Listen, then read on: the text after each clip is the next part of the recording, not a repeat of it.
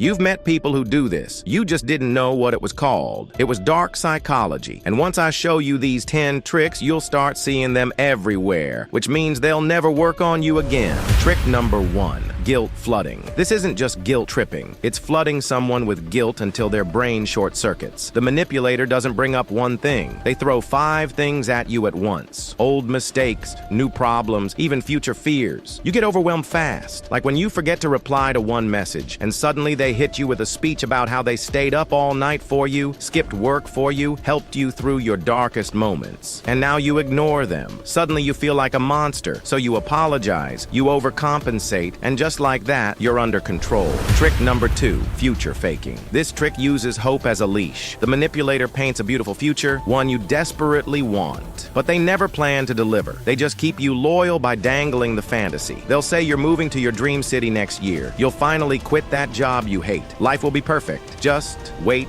a little longer. But next year never comes. And you don't leave because now you're chasing a future that only exists in their mouth. Trick number 3, false vulnerability. This one's all about pretending to be emotionally open. They cry. They share fake trauma. They act fragile. But it's not real. It's bait. The goal is to make you drop your guard. They can scream at you, insult you, cross every line. Then suddenly, they get soft. They say they're scared of being abandoned because of what an ex did. And now, instead of holding them accountable, you feel guilty. You feel like it's your job to fix them. And that's exactly what they want. Trick number 4, gaslighting. Twist. This isn't the classic gaslighting where they deny what happened. This is smarter. They admit what happened, but twist the meaning so it flips on you. You call out their behavior. You say they yelled at you in front of everyone, and instead of denying it, they say they only did it because you never listen unless they raise their voice. Now suddenly, you're not the one who was hurt. You're the one to blame. Trick number 5, love. Withholding. This is when love becomes a weapon. One day they're obsessed with you. Next day, they go cold, and you're left wondering what you did wrong. They say they just need space, but it's not about space. It's about control. The sudden emotional distance creates anxiety. That anxiety makes you chase them, and now they've trained you to beg for the love they can turn on and off like a switch.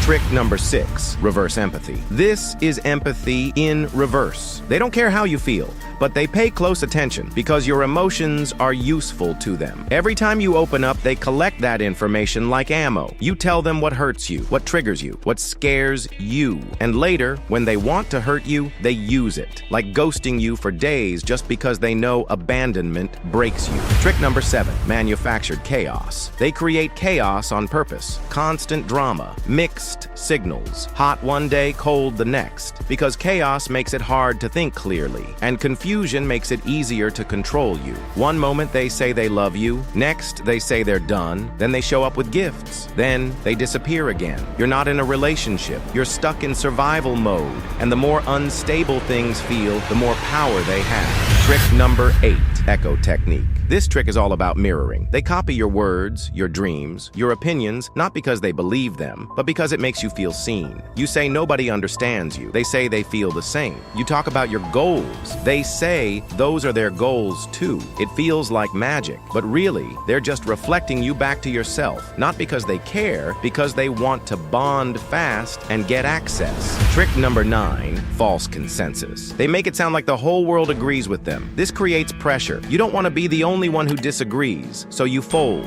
You say you don't think you overreacted. They say everyone thought you were dramatic, even your friends. Now you start questioning yourself, even if nobody actually said a word.